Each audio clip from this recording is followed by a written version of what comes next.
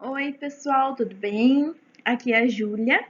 Eu vou me apresentar um pouquinho antes da gente começar esses slides, aí as explicações, e explicar um pouquinho como vai ser nossas aulas e como eu penso em mandar material para vocês nesse período de quarentena. Então, meu nome é Júlia Bolzan. Se vocês quiserem me adicionar no Facebook, né, estamos aí para tirar dúvidas ou enfim. Eu tenho 21 anos, eu tô na alternativa esse é o meu quarto ano de alternativa. Eu fui aluna em 2015, então eu já passei pela situação que vocês estão passando, só que não exatamente, porque na minha época foi tudo presencial, não teve EAD. Eu tô no último ano do curso de biologia e entrei esse ano, não sei se é uma informação relevante, mas né? Entrei esse ano num curso técnico em farmácia lá no Politécnico, inclusive recomendo muito o Politécnico, caso vocês ainda não tinham pensado nessa possibilidade. Os cursos técnicos do Poli e do CETISM lá da universidade são de altíssima qualidade, então acho que é uma boa opção para vocês. E falar rapidinho então como vai ser esse slide e se vocês gostarem então dessa metodologia, a gente segue nesse ritmo. Caso a gente não se adapte nessa tecnologia, podemos ir tentando coisas diferentes. Então, originalmente esse arquivo que eu estou mandando para vocês ele era um slide. Então, cada slide dele, cada página, teria um áudio e daí tinha que clicar no áudio. Como eu também assumi a turma 3 esse ano, junto com outra colega minha, a gente já enviou esse arquivo e como o arquivo ele fica muito pesado com as imagens que a gente usa e com os áudios que a gente grava, eu tentei dar uma variada. Eu transformei ele em vídeo, estou usando a opção de vídeo, então vocês só vão abrir ou baixar o vídeo e assistir normalmente. Então o áudio vai reproduzir normal, vocês não vão ter que fazer muita coisa. Então eu acho que era isso. Assistam com calma. Quem é de resumo, faz resumo. Quem é de prestar atenção, presta atenção. E tô aqui para ajudar vocês no que for preciso. Então, qualquer dúvida, venham falar comigo, não se acanhem, eu sou muito acessível. Eu também estou na coordenação do projeto, então qualquer dúvida que vocês tiverem sobre o alternativo, vocês podem vir falar comigo. Então, não vou, já falei que ia ser bem rapidinho, não foi? Mas vamos começar então, antes que eu tome mais tempo de vocês. Então, galera, antes da gente partir para o conteúdo em si, vou explicar rapidinho para vocês o que a gente vai abordar nas nossas aulas. Lembrando que esses materiais que a gente vai estar enviando para vocês não vai substituir as aulas que a gente ainda vai ter presenciais. Então, quando a gente voltar à normalidade e começar a ter aulas presenciais na alternativa, a gente vai retomar todos esses conteúdos que a gente vai estar mandando material para vocês. Então, vamos lá. Na biologia, que a gente vai ter na nossa apostila, que está disponibilizada para vocês, e que a gente vai trabalhar durante todo o ano, são esses tópicos, 6 tópicos principais que vocês estão vendo aí na tela. Origem da vida e evolução, citologia, genética, corpo humano, ecologia e seres vivos. A gente vai começar mandando material para vocês sobre citologia, que é os conteúdos que a gente vai começar a abordar hoje. Origem da vida e evolução a gente vai deixar para abordar só nas aulas presenciais, porque a gente vai ter um convidado que vai estar dando esse conteúdo para vocês. Agora, histologia, genética, corpo humano, ecologia, seres vivos, a gente vai, né, dependendo do tempo que a quarentena durar, a gente vai abordando com calma para vocês. Então, vamos lá.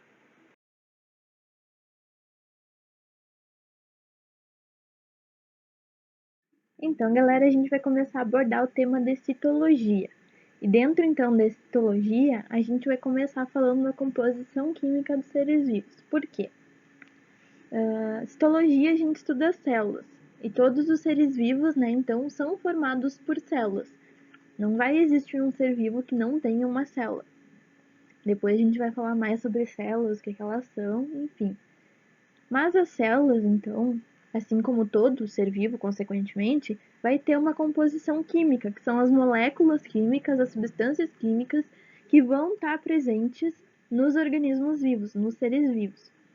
Então, As células elas vão ser formadas por diversas moléculas químicas que mantêm o bom funcionamento dos organismos, que são chamadas as moléculas orgânicas. Então, a constituição do ser vivo, ou seja, o que é o ser vivo, é um monte de aglomerado de moléculas orgânicas.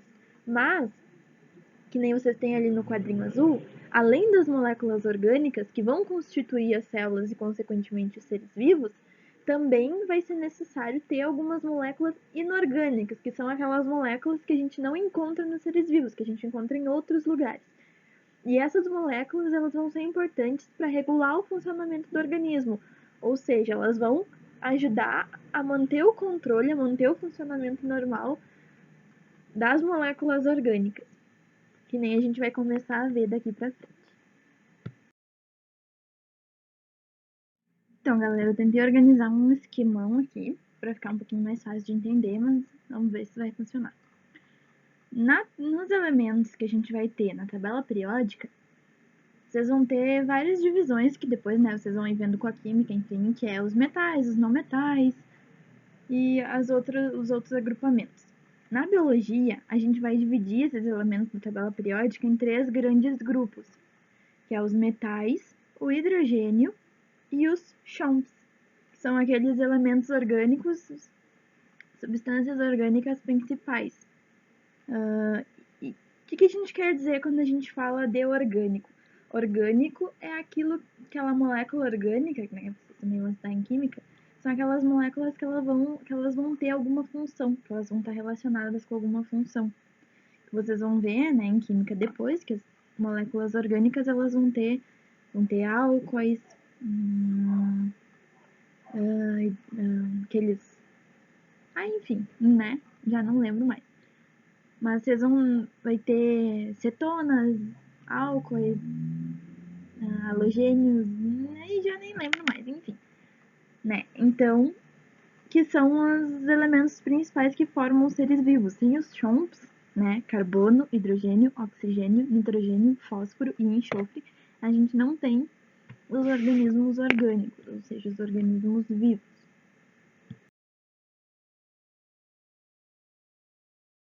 Como vocês viram no slide anterior, dos metais e do hidrogênio, a gente vai ter os elementos inorgânicos que vão compor os seres vivos. A partir dos metais, a gente vai ter os sais minerais, que vão ser aqueles elementos simplesões lá da química, cálcio, ferro, flúor, sódio, potássio e assim por diante, que cada um deles vai estar envolvido em alguma reação química no nosso corpo. E a partir do hidrogênio, então, a gente vai ter a água, que é um dos principais elementos que a gente precisa ter, né, num organismo vivo. Depois a gente vai falar um pouquinho mais sobre cada um deles. E a partir dos chumps, então, né, que nem a gente tinha dado spoiler para vocês antes, a gente vai ter os elementos orgânicos, as moléculas orgânicas, que vão ser as proteínas, lipídios, carboidratos, ácidos nucleicos e vitaminas.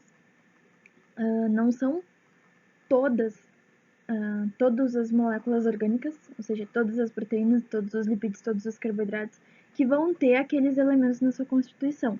Mas a combinação daqueles elementos, tipo, por exemplo, carboidratos. Carboidratos vão ter só carbono, oxigênio e hidrogênio na sua constituição.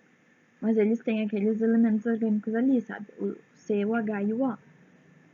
E daí a combinação entre esses elementos, entre os chumps, que vão dando as diferentes moléculas orgânicas que a gente tem, as proteínas, lipídios, carboidratos, ácidos nucleicos e vitaminas. A gente também vai começar a explicar um pouquinho melhor depois. Então, só para deixar bem claro, a gente vai falar aqui então dos componentes inorgânicos dos seres vivos, que é água e sais minerais, e também dos componentes orgânicos dos seres vivos, que são as proteínas, lipídios, carboidratos, ácidos nucleicos e vitaminas, ok? Então, o primeiro que a gente vai comentar agora é a água. A água, ela é o componente inorgânico de maior abundância nos organismos vivos. Cerca de 70%, representa cerca de 70% do peso dos organismos vivos. Então, a água, ela tem diversas características químicas e físicas que vão fazer com que ela seja o principal principal solvente dos organismos vivos. O que é um solvente? É aquilo que vai dissolver outras substâncias. Ou seja, é na água que a gente vai ter todos os sais minerais e todas as outras moléculas que vão estar presentes nos seres vivos, vão estar dissolvidas na água. Nosso sangue é cerca de 70% água também, e é nessa água, nos vasos sanguíneos, que a gente vai ter os outros nutrientes dissolvidos. Então, a água ela é o principal solvente dos organismos vivos, é ela que vai dissolver todas as outras moléculas, as outras substâncias que a gente vai ter no corpo. Então, sem água não existiria vida, né? Então, é na água também que vão acontecer as reações químicas, que mais pra frente a gente vai começar a falar para vocês de metabolismo, que são as reações químicas que acontecem no corpo, nos organismos vivos. E essas reações químicas, nem todas, mas a maioria, vai precisar ocorrer na água. Então, como a gente tem 70% de água no corpo, essas reações químicas conseguem ocorrer normalmente. E além de tudo isso, a água também serve como meio de transporte de substâncias, tanto para entrar nas células como para sair, e tanto também para ir de um lugar para outro no corpo, é através da água, basicamente na corrente sanguínea. Então a água, ela tem várias funções essenciais. Se a gente não tivesse água no corpo, a vida não existiria, provavelmente. E é isso aí sobre água. Os sais minerais, então, galera, eles também são substâncias inorgânicas e são essenciais para o organismo continuar funcionando adequadamente. Eles normalmente são conhecidos como íons, ou seja, sabem quando fica aqueles numerozinho em cima do elemento químico, por exemplo, Na2+. Quando tem 2 mais, 2 menos, ou algum número mais, algum número menos, ou só o mais menos, a gente chama de íons, os elementos. E os sais minerais, eles são extremamente importantes para que as reações químicas, que a gente já tinha comentado antes, que ocorrem na água, que fazem parte do metabolismo, que essas reações aconteçam normalmente. Eles não participam, ó, isso é importante, galera, eles não participam da reação, mas eles são peças fundamentais para que essas reações aconteçam, ou seja, eles vão dar o engate para essa reação acontecer, ou eles precisam estar ali para aquela reação acontecer, mas eles não participam da reação. Por exemplo, quando a gente vai fazer qualquer movimento, a gente está fazendo uma contração muscular. Algum músculo do nosso corpo vai estar contraindo. E para a gente ter contração muscular, falando no nível celular, a gente precisa ter íons de cálcio, que é o que vocês têm ali no exemplo. O Ca2+, ele precisa estar ligado numa proteína, e essa proteína que vai fazer a contração muscular, que vai ser responsável pela contração muscular. Ela precisa estar ligada a um íon cálcio para a contração poder ocorrer. O cálcio não está participando em nenhum momento da contração, mas ele precisa estar ali para aquela reação acontecer. Trazendo então alguns exemplos, né, de sais minerais e o que eles fazem no organismo, porque os sais minerais, né, então cada um vai ter uma função essencial. E na apostila que a gente disponibilizou, ou vai disponibilizar ainda para vocês, tem uma tabelinha com alguns sais minerais que onde a gente consegue encontrar eles, no caso para alimentação, e qual a função deles no organismo. Lembrando, né, que sais minerais não participam das reações químicas que acontecem no organismo, mas eles precisam estar presentes de alguma maneira para essa reação acontecer. Por exemplo, o ferro ele vai estar lá na constituição da hemoglobina, lá no sangue, que ajuda a carregar o oxigênio e atua na respiração celular. Ou seja, o ferro vai estar lá nos pulmões, vai estar na hemoglobina, né? E daí o sangue vai passar pelos pulmões, vai pegar oxigênio. Esse oxigênio vai ficar ali grudadinho no ferro e, de acordo com a corrente sanguínea, o ferro vai liberando esse oxigênio para as células que precisam. o S ali, o enxofre, né? Então ele vai estar presente na constituição de ossos, dentes, unhas e também fundamental para a estrutura dos ácidos nucleicos, o DNA e o RNA. O sódio, ele então, junto com o potássio, ele ajuda a equilibrar os líquidos corporais, ou seja, manter a quantidade certa de líquido dentro e fora das células. E ele também é essencial para o impulso nervoso, porque a gente vai ver mais para frente, bomba de sódio e potássio, eles mantêm o impulso, fazem com que o impulso nervoso aconteça. E ali o cloro, então, né, forma o ácido clorídrico no estômago, que auxilia na digestão. Né? Sem o ácido clorídrico, a gente não conseguiria digerir proteínas, por exemplo. Então, começando a falar agora dos componentes das substâncias orgânicas que vão estar na constituição dos seres vivos, a gente começa falando das proteínas. As proteínas, elas podem ser encontradas, são principalmente encontradas em leite, derivados, carne, alguns vegetais, ovos e basicamente todos que vocês estão vendo na imagem aí. As proteínas, elas são uma substância essencial, ou seja, elas sem proteínas a gente não tem funcionamento do corpo. Elas são faz tudo nas células. Tudo que vocês imaginarem que acontece no organismo tem uma proteína envolvida. As proteínas, elas são formadas por sequências de aminoácidos. O que são aminoácidos? São pedacinhos menores, são umas substâncias menores, moléculas menores, que elas vão se aglomerando, se juntando uma na outra, uma dando mãozinha para a outra, fazendo ligações, e a sequência desses aminoácidos determina a proteína que ele é.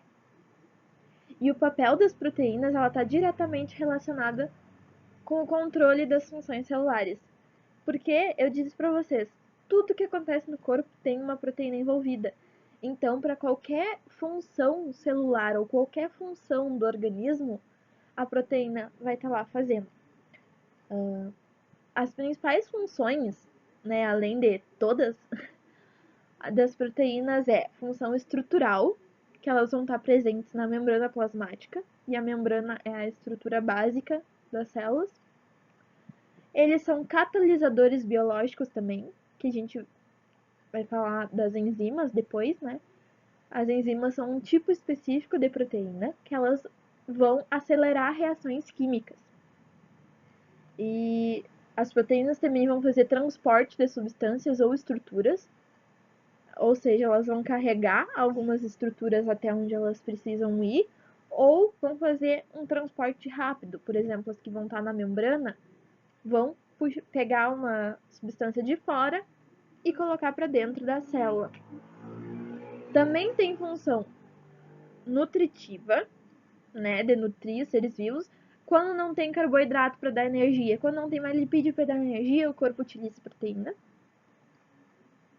Elas também são reguladoras da expressão gênica. Por quê? A gente vai falar disso mais adiante.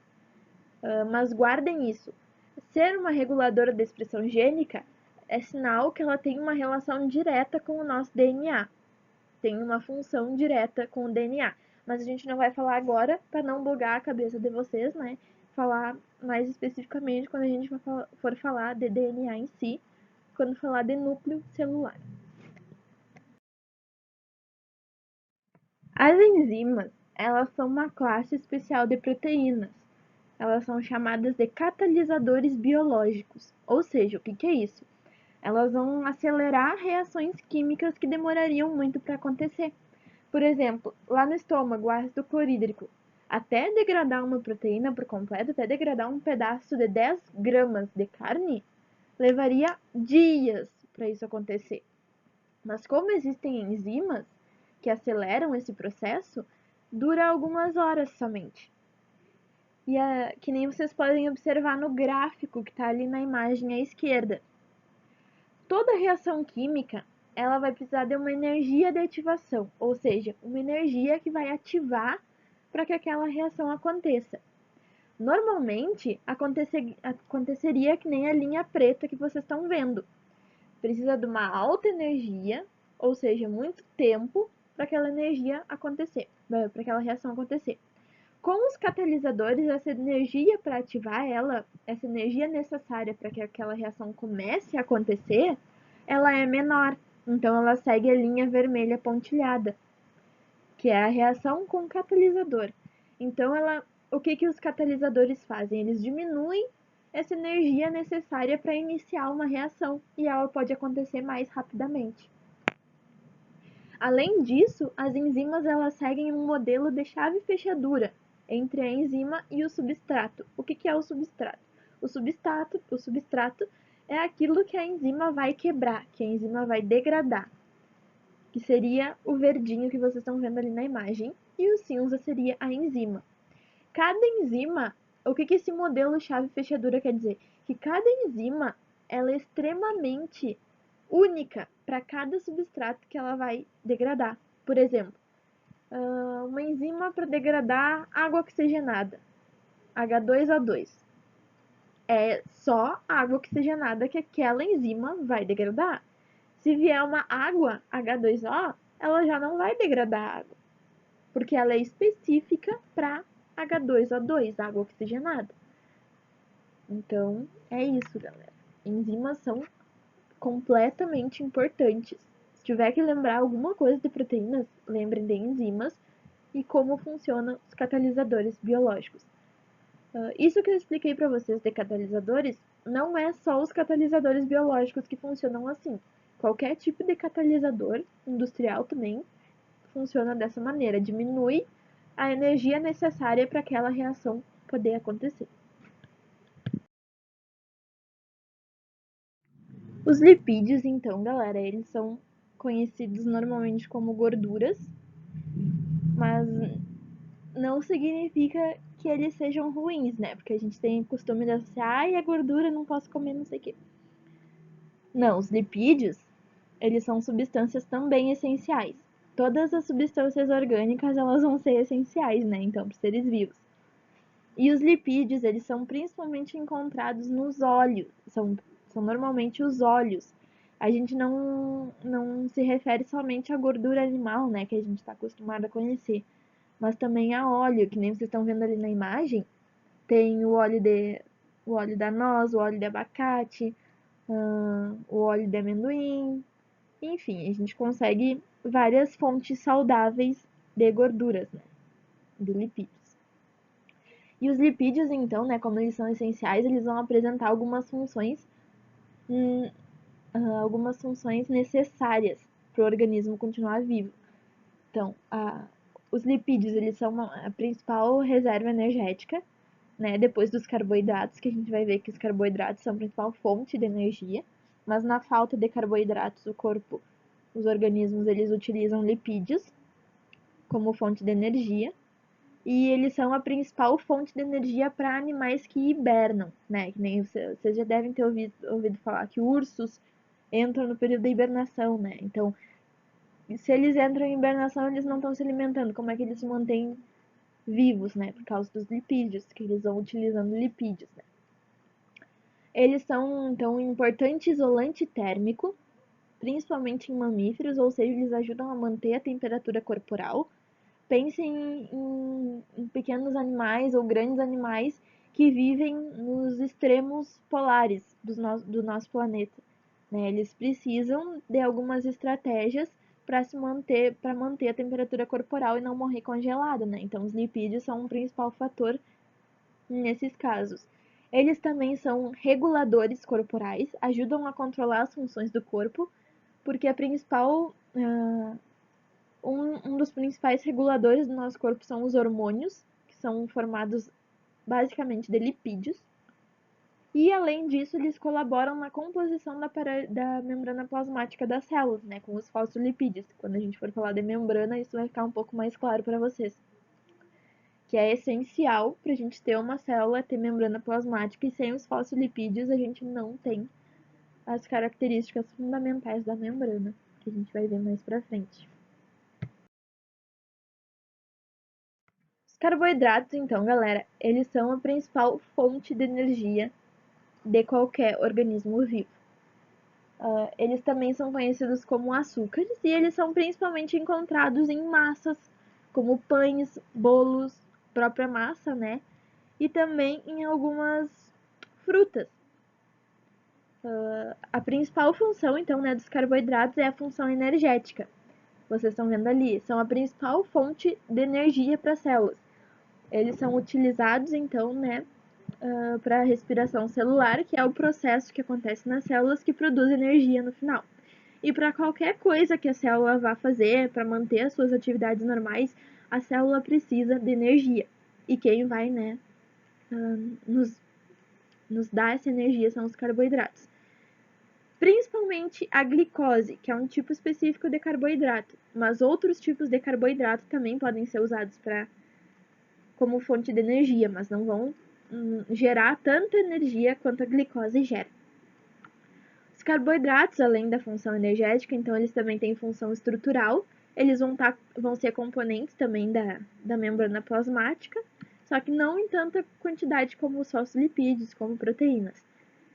Ele também é o principal componente da parede celular de vegetais, da estrutura da parede celular, que é uma característica pena de organismos vegetais.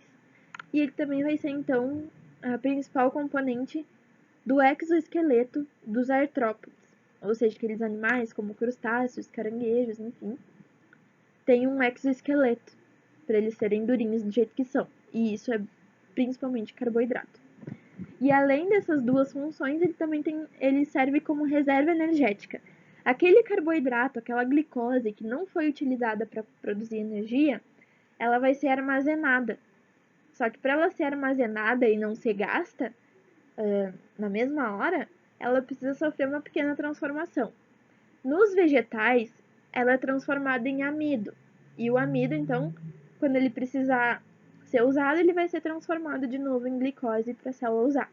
E nos animais, essa glicose é transformada em glicogênio, que daí vai ficar armazenado lá no fígado e quando o corpo precisar usar, ela é transformada de novo para glicose para poder produzir energia.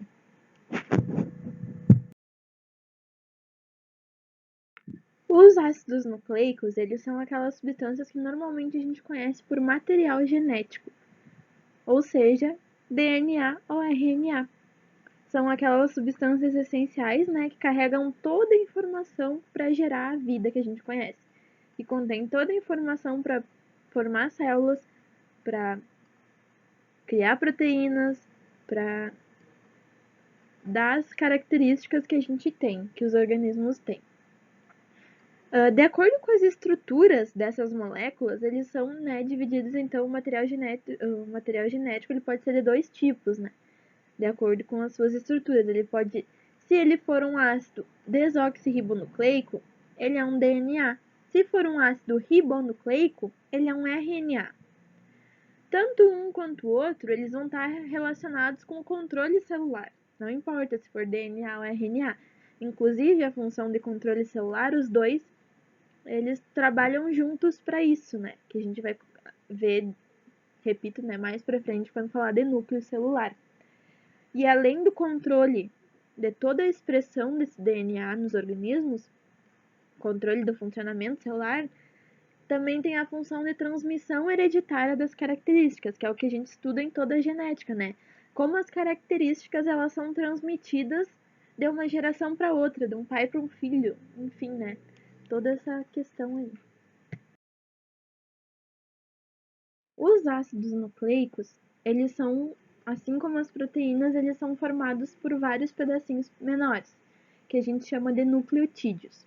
Os nucleotídeos, eles são constituídos dessa maneira que vocês estão vendo a imagem. Eles são formados por um grupo fosfato, aquela bolinha amarela, com um P no meio, significa o P de fósforo, elemento químico. Também são formados por uma pentose, que é um grupo com 5 carbonos, um ciclo com 5 carbonos, e uma base nitrogenada. As bases nitrogenadas, elas podem ser de 5 tipos. Elas podem ser adenina, podem ser timina, podem ser uracila, podem ser guanina ou podem ser citosina. No próximo slide, eu vou falar sobre as diferenças de DNA e RNA, da estrutura deles. E essas bases, algumas vão aparecer no DNA e algumas vão aparecer no RNA. Então, fiquem atentos nessas bases e aonde elas podem aparecer. Se elas podem aparecer no DNA ou se podem aparecer no RNA.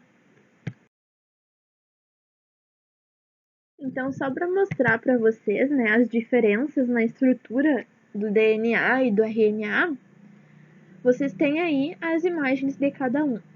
O DNA, ele vai ter uma dupla fita, ou fita dupla, né? Fitas que se complementam. E as bases que eles vão apresentar é a adenina, timina, citosina e guanina, A, T, C e G. E essas vão se complementar de uma fita para outra. O RNA ele é uma fita simples, é uma fita só, mas ela também vai ter bases. Vai ter as bases adenina, uracila, citosina e guanina. Então fiquem atentos que no DNA a gente não vai ter a uracila, a gente tem timina, que é o T. No RNA a gente não tem timina, a gente tem a uracila. A uracila não vai estar no DNA e a timina não vai estar no RNA. Isso é bem importante de lembrar. Então é só para vocês conhecerem um pouquinho mais de como são, né, os ácidos nucleicos e as suas diferenças. As vitaminas, então, gente, as últimas substâncias orgânicas que a gente vai falar e elas funcionam mais ou menos como sais minerais. As vitaminas, elas são substâncias que os organismos vivos não conseguem produzir, não conseguem sintetizar.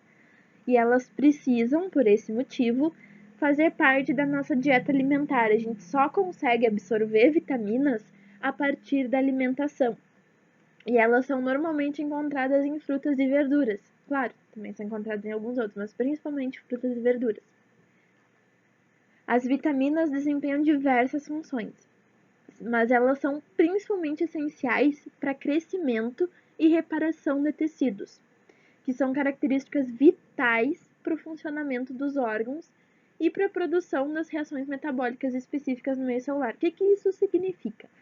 Que elas são essenciais para o nosso crescimento, para o nosso desenvolvimento, às vezes por questão de algum hormônio que precisa dela, ou alguma outra proteína que precisa dela, para o nosso desenvolvimento, e também para reparo de tecidos. Se a gente teve uma lesão, quebrou um osso, fez um corte na pele, tudo isso precisa de vitaminas para que o processo de reparação aconteça. E elas também são essenciais para que as reações metabólicas aconteçam, que nem os sais minerais. Elas não vão participar da reação, mas elas precisam estar ali para que aquelas reações aconteçam.